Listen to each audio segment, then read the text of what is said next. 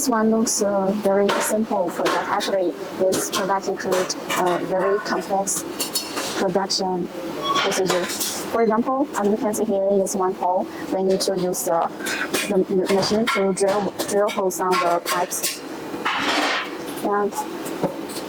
And this angle, actually, this is a straight pipe. We need to use the manual bending machine to make an angle like this. And here is a flex joint. We need to collect the straight pipe two sides between to connect the flex joint and the straight pipe.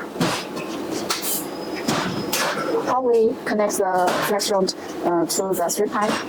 We need to assemble the parts first. After assemble the parts, we need to do the spot welding. And after spot welding, we should do the full welding, TIG welding. And here is we also need to connect the pipe to the bracket. How to we use the welding to connect two parts together. We are Fupower, a professional manufacturer in the exhaust system. We provide exhaust pipes, air shaft pipes, and components. We also provide the turbo pipes. If you have any needs, please contact us.